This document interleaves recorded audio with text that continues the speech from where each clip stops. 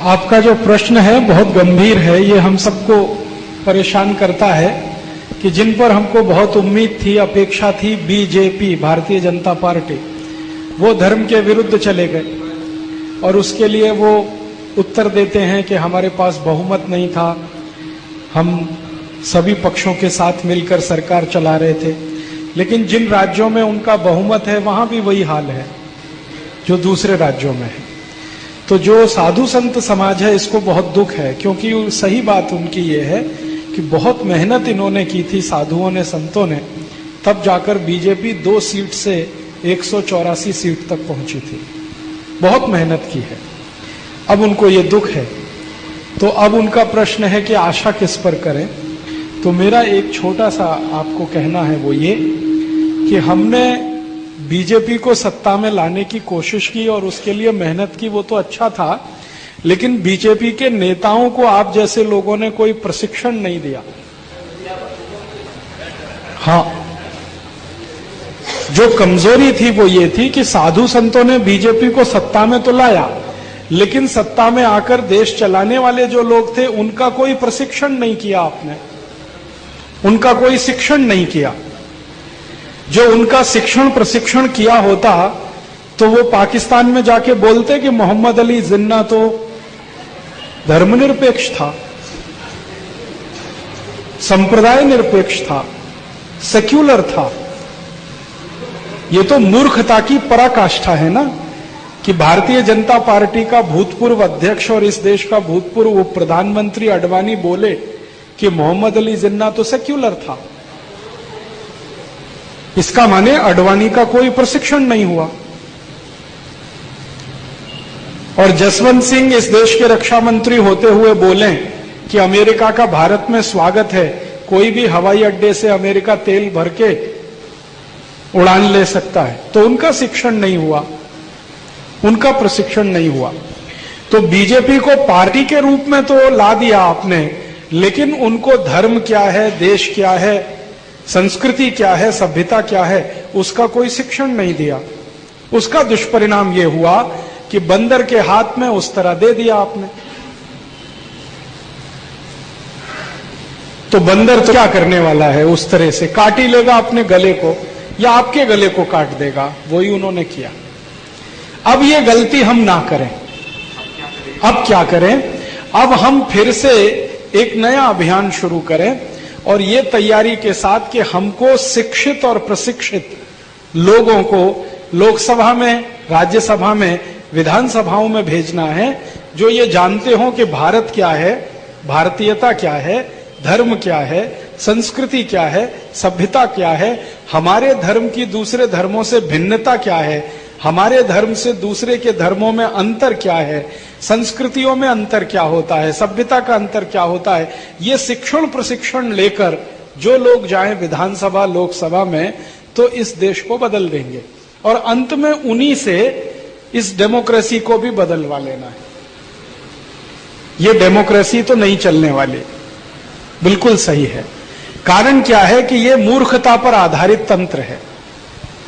मूर्ख जो हैं कहीं संसद में बैठ जाएं और कानून बनाएं पूरे देश के लिए, इससे ज्यादा बड़ी तकलीफ की बात क्या हो सकती है। हमारे देश में हर एक काम करने वाले को कुछ न कुछ न्यूनतम दक्षता की आवश्यकता होती है।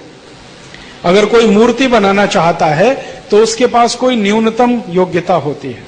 कोई मंदिर में पुजारी बनना चाहता है, उसके पास भी कोई न्यूनतम योग्यता होती है। अगर कोई अध्यापक बनना चाहता है, उसके पास भी कोई ना कोई न्यूनतम योग्यता होती है। छोटे से छोटा काम करने वाले को न्यूनतम योग्यता की जरूरत है, लेकिन राष्ट्रपति बनने के लिए कुछ नहीं चाहिए। आप चोर हैं, उचक्के हैं, लुच्चे हैं, लफंगे हैं, बलात्कारी हैं, आप राष्ट्रपति हो सकते हैं इस देश के। प्रधानमंत्री बनने के लिए कोई न्यूनतम योग्यता नहीं चाहिए। वित्त मंत्री बनने के लिए इतनी भी योग्यता नहीं चाहिए जिसको वित्त का ज्ञान हो। फाइनेंस क्या होता है जरूरी नहीं है कि आपको ज्ञान है और आप फाइनेंस मिनिस्टर बने। ऐसे बहुत फाइनेंस मिनिस्टर हैं जिनको फाइनेंस का एबीसीडी नहीं मालूम। जो आदमी ने जिंदगी में कभी चाय की दुकान और किराने की दुकान नहीं चलाई, कॉमर्स मिनिस्टर हो गया इस देश में, वाणिज्य मंत्री है। साइंस और टेक्नोलॉजी का अंतर नहीं मालूम, वो साइंस टेक्नोलॉजी मिनिस्टर है इस देश में। कपिल सिब्बल जिंदगी भर वकालत की है, लॉ पढ़ाया है और पढ़ा है, वो साइंस टेक्नोलॉजी मिनिस्टर हो गया। तो इस देश में ये मूर्ख लोगों का तंत्र है, डेमोक्रेसी जिसको हम कहते हैं पार्लियामेंट्री। तो ये तो चलेगा नहीं, क्योंकि चलेगा तो देश का नाश करेगा। चाणक्य का एक सूत्र है बहुत सुंदर, वो ये कहते हैं कि जिस देश में मूर्ख लोग ज्ञानियों पर शासन करने लगे, उस देश का तो सर्वनाश निश्चित है। अज्ञानी लोग ज्ञानियों पर बैठकर शासन करने लगे तो देश का सर्वनाश तो निश्चित है। तो इस देश को सर्वनाश से तो बचाना ही है। तो ये मूर्ख लोगों का जो शासन है डेमोक्रेसी, इसको भी हटाना ही पड़ेगा, आज नहीं तो कल। तो अब इसका चरणबद्ध कुछ काम करें। हम हिंदुस्तान में ऐसे 350, 400, 500 लोगों को चुने पूरे देश में से, जिनकी न्यूनतम कुछ योग्यता हो। न्यूनतम योग्यता माने वो भारत को जानते हो, भारतीयता क्या है इसे पहचानते हो, धर्म और संस्कृति क्या होती है उन्हें मालूम हो, सभ्यता क्या होती है उन्हें मालूम हो, कम से कम धर्म के 10 लक्षण उन्हें मालूम हो। और भारतीयता, धर्म और संस्कृति, सभ्यता ये जानने वाले लोगों की न्यूनतम योग्यता। और दूसरी योग्यता, लंगोट से पक्के हों और जेब से पक्के हों, माने स्खलनशील ना हो। क्योंकि स्खलित लोग जब ऊंचे स्तर पर पहुंचते हैं तो बंटाधार हो जाता है। ये आप इस देश में कई बार चाहें तो देख सकते हैं। तो स्खलनशील ना हो, लंगोट से पक्के हों, जेब से पक्के हों। जेब से पक्के माने थोड़े से पैसे पर फिसलने वाले ना हो। नहीं तो दुनिया भर में बहुत देशों के पास पैसा है, वो पैसा डालेंगे वो देश को ही बेच देंगे। तो जेब और लंगोट से पक्के हों, धर्म संस्कृति भारतीयता को समझते हों, ऐसे कुछ लोगों को हम चुने और जिनकी करनी कथनी एक हो। हमारे यहां महात्मा की परिभाषा है, जैसा बोले वैसा धारण करे खुद। तो कम से कम महान आत्माएं हों वो। तो ऐसे लोगों को हम चुन लें, 500 चुन लें, 700 चुन लें, 1000 चुन लें, उनकी ट्रेनिंग हो, प्रशिक्षण हो।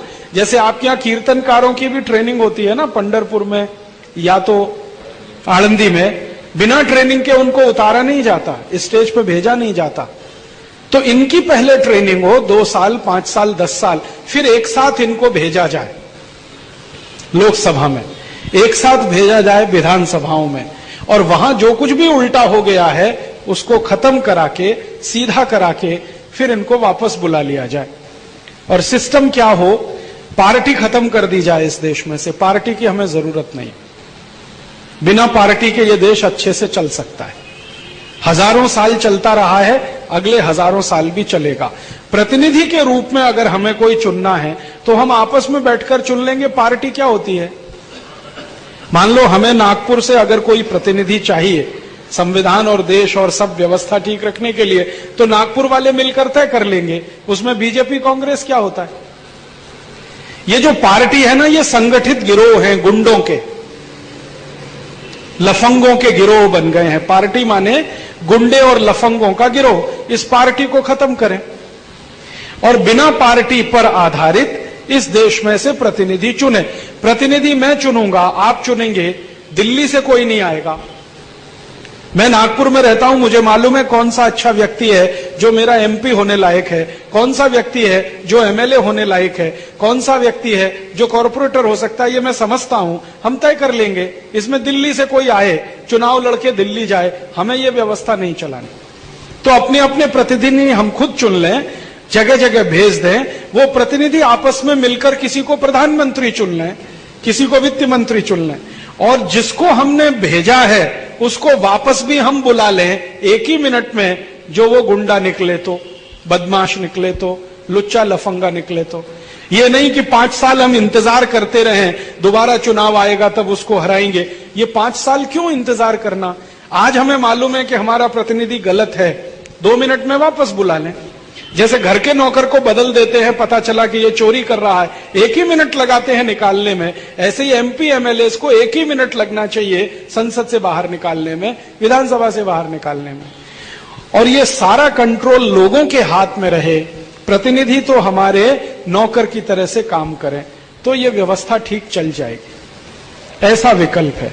तो इसमें पहला चरण ये है कि आप ऐसे पूरे देश के लोगों से कहिए कि 500-700 लोगों को चुन लें। आप मानते हैं कि ये बहुत अच्छे हैं, आपकी नजर में कोई अच्छे हैं, मेरी नजर में कोई अच्छे हैं। हमको इस देश में लीडर्स तैयार करने हैं, भविष्य के नेता इस देश में बनाने हैं, जिनकी समझ है और अकल है। डिग्री और समझ का कोई लेन देन नहीं है, आप ये ध्यान रखिए। कई बार डिग्री लिया हुआ आदमी महामूर्ख हो सकता है और कई बार बिना डिग्री का बहुत विद्वान हो सकता है। तो आजकल हमने ये डिग्री के साथ अपनी योग्यता को जोड़ना शुरू किया है। डिग्री कागज का टुकड़ा होता है, उस पर शहद लगा के चाटो तो विटामिन सी भी नहीं देता, और वो कागज के टुकड़े को हम घर में लगा के बड़ा समझते हैं।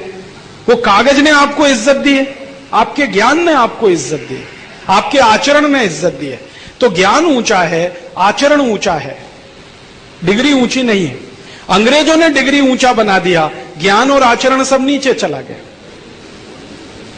तो हम ऐसे कुछ लोगों को चुने जो ज्ञान और आचरण में अच्छे हों, भले वो डिग्री हो या ना हो, ये सब इम्मेटीरियल नहीं है। क्योंकि इस देश में जितने विद्वान हुए, गोस्वामी तुलसीदास की कोई डिग्री नहीं थी, संत ज्ञानेश्वर किसी यूनिवर्सिटी से पीएचडी करके नहीं निकले, रामदास स्वामी ने इतना बड़ा दासबोध लिख मारा, वो कहीं नहीं गए रिसर्च करने के लिए, ना अमेरिका ना यूरोप।